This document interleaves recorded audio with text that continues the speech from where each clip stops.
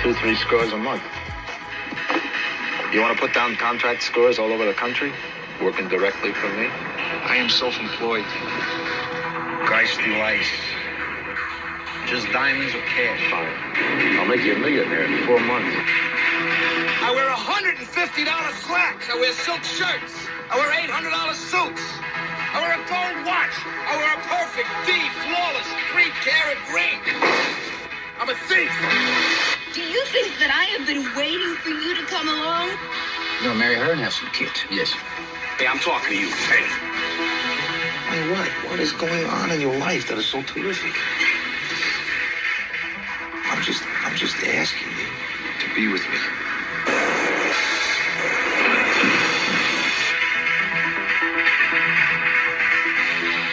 Go. We got a problem. I want my money. We're new partners. We're in for 10 points. I am the last guy you want to mess with. You get paid what I say. You do what I say. You don't know from one day to the next whether you're going to be killed, go home, or get busted. What's wrong with you?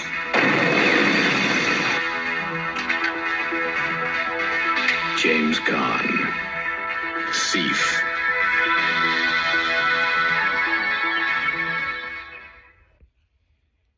Time for another episode of Dave's Movie Diary. Today I am talking about Thief from 1981. Right from the top, I'll tell you, it's one of my favourites. On most days, I think it'd make it into my top 10. On a good day, it's probably in my top 5. I know, that's crazy talk. I just love this film a lot, and you'll see that throughout this pod. It's Michael Mann's first big release. He's a director that I have got a lot of time for. And it also stars James Caan, who's one of my all-time favourite actors as well. So it's no wonder I love this film. It's also the precursor to the 1995 Michael Mann film Heat. And there's a lot of elements that you can see that Michael Mann was trying out in Thief that later were used in Heat 14 years after this film.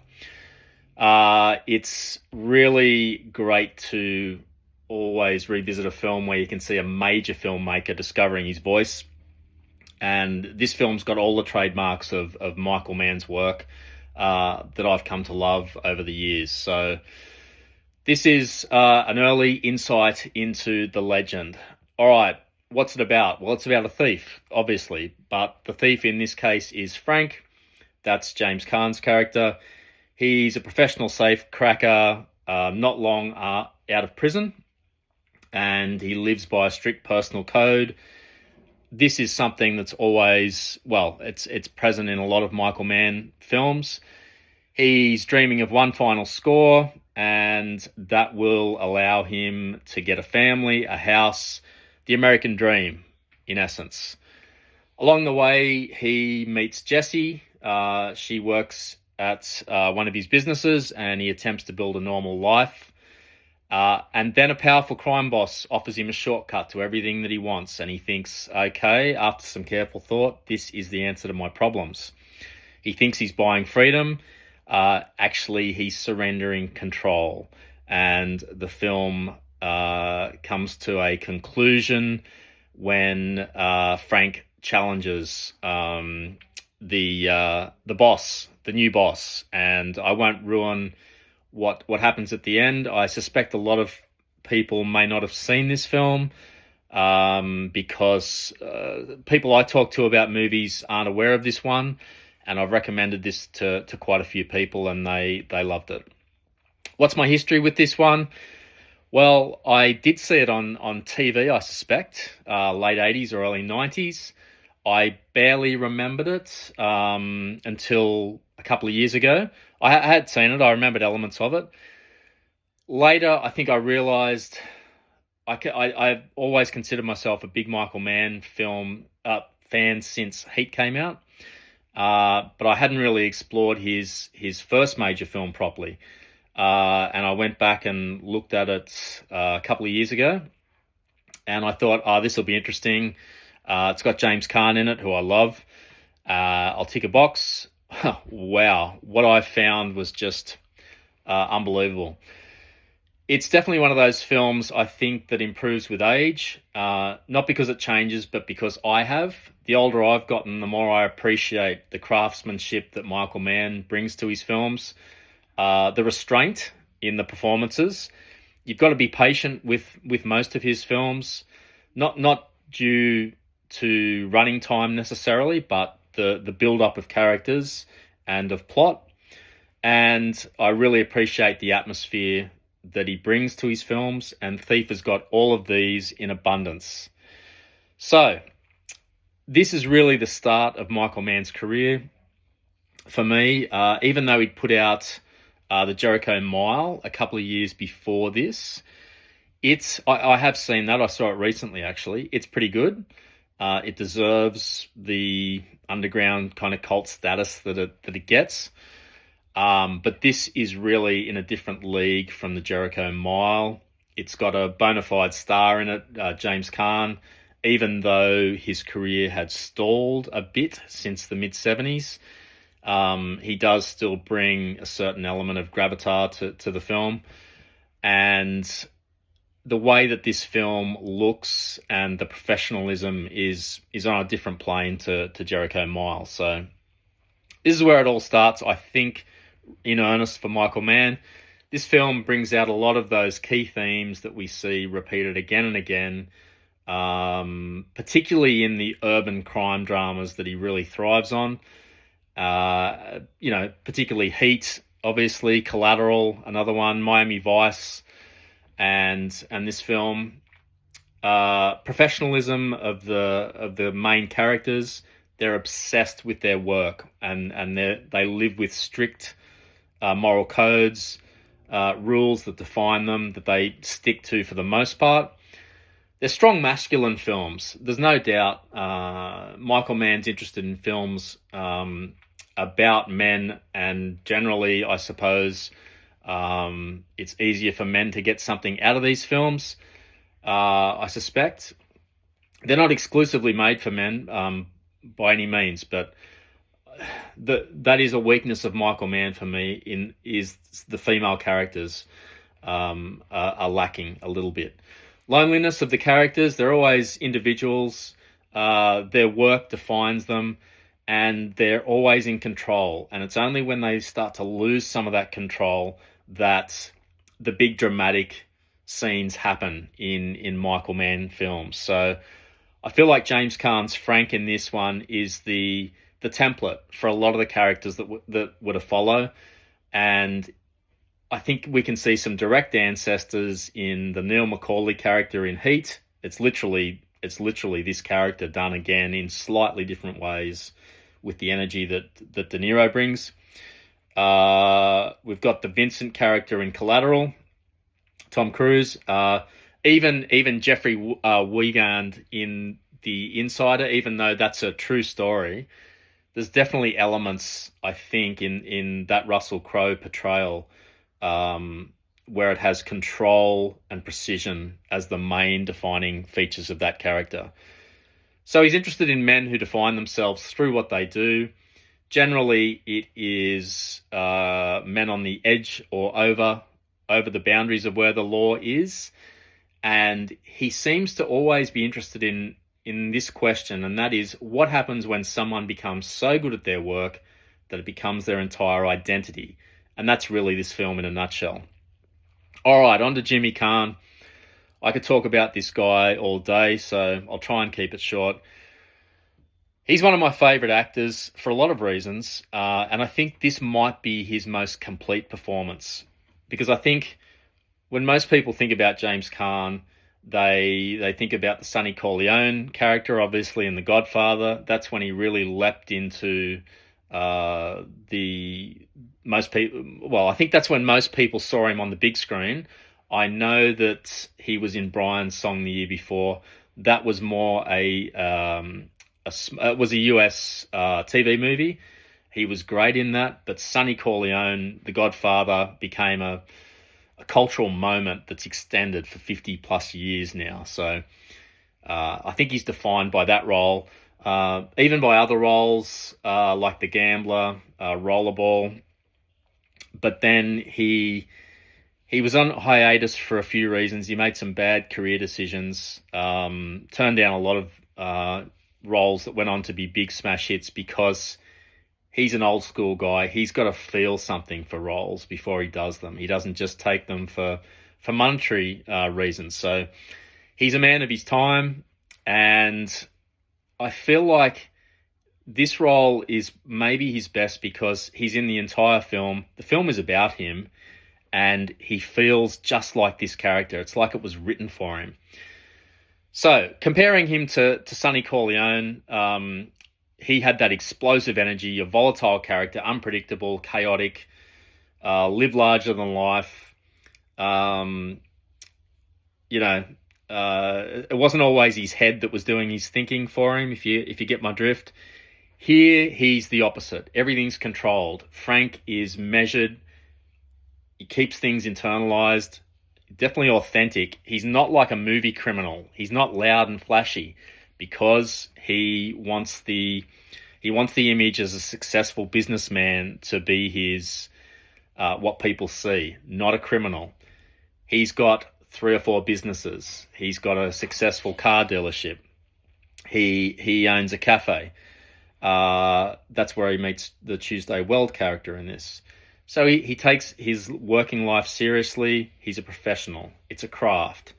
I think he really treats safecracking the way another person might approach being a carpenter or engineering. It's simply what he does. He's brilliant. I'll end it there before I take up the whole pod talking about Jimmy Caan. Tuesday Weld. Interesting actress. I think she was quite well known late 60s, early 70s, without truly turning in a performance that people still talk about. She brings a lot to this film. It's quite a... Look, most Michael Mann movies are quite emotionally cold. The characters, like I said, stay within their lanes, much like the movies of Stanley Kubrick. She brings a lot of vulnerability, relatability, a lot of heart, common sense, realism, groundedness, I feel like. She brings that to this role. And my God, the diner scene, well, everything leading up to the diner scene really is some of the best moments in Michael Mann's film history. And it's just, if you only watch something on YouTube of this film, start watching from where Frank comes to meet James Caan's Frank comes to meet Tuesday Weld's character. He's late. He shows up. He's a bit flustered at the bar. She's had enough by then. He's showing 1981 macho side of things. He drags her out of there, pulls a gun on a guy who tries to step in, beats up another guy on the way to shoving her in the car, and then has a very deep and meaningful chat with her, which you'll have heard part of it in the trailer. And he says, "I just want to get onto this big romance." It's great stuff. I mean, she doesn't want a bar of him, and he's talking about this great romance. They get to the Howard Johnsons for like a 20-minute stretch of conversation back and forth. They're both really honest, getting to know each other. They're both laying it on the line. It's brilliant. And she is so believable. She's open and honest. She's wounded. She's been with a guy who was a criminal. She's unsure about entering into another damaging relationship. So she's brilliant in this. I actually feel like both of them should have got some Oscar love for their roles in this. What else leaps out from this film? Chicago as a character. It's right up there, probably with Ferris Bueller's Day Off, as one of the great Chicago films. Interestingly, though, I think a lot of the film might have been filmed in LA, but be that as it may, it's seen as a Chicago film, and the city isn't really just a backdrop. It feels alive. it feels like part of the DNA of this film. There's a lot of visual trademarks that are already present. We've got a lot of. It's continually raining here. They must have gone through so much water in making that look omnipresent. Rain-soaked streets. Why does he do that? Well, for the effect. You get the neon reflections off the shiny car bonnets and off the shop fronts, the road glistening. This is Michael Mann to a T. The industrial landscapes that he always loves, steel, glass, iron. There's so many opportunities in this film to have scenes like that. He loves it. It really works. He turns cities into emotional spaces. Interestingly enough, I think that urban environment really reflects the toughened, hardened psychology of the characters in this film. What else did I love? The safe-cracking sequences are just mind-blowing. That's how the film starts off. Straight away, we're in no doubt, okay, he's a thief. He's not like a Cary Grant tuxedo-wearing dapper thief. He's a gritty safecracker. He gets down and dirty. He's drilling through these safes. He's holding up these massive drills. And the thing that is really impressive is the realism in these films, because they were basically done for real. They've got weight. They've got process. Jimmy Caan looks like he knows exactly what he's doing, because he is. He trained for this. He talked with some actual and worked with some safecrackers. Michael Mann did all the homework here, so nothing's faked. No Hollywood shortcuts. There's two major safe-cracking scenes, and you can see the drain on the actors, especially Jimmy Caan, especially in the main safe-cracking scene. And that drill was very heavy to hold, and him sitting down afterwards, smoking a cigarette, he's got nothing left. So kudos to everyone involved. The expertise really shines through. It's about the work. Tangerine Dream did the score for this. It's one of the film's secret weapons. Michael Mann, again, one of his trademarks is he's always got a good score, and that carries through on all of his other films. And this one, the score is hypnotic and mechanical. It's early 80s synth magic. I love that time. I love that kind of music. The music as well becomes probably another character. It drives everything forward. And when I just said drives, the film Drive from 2011, I think it's got a lot of parallels to this film. And one of the big things that's great about that film is the music as well. I think this film didn't just inspire Heat in '95. I think it inspired Drive in 2011 as well.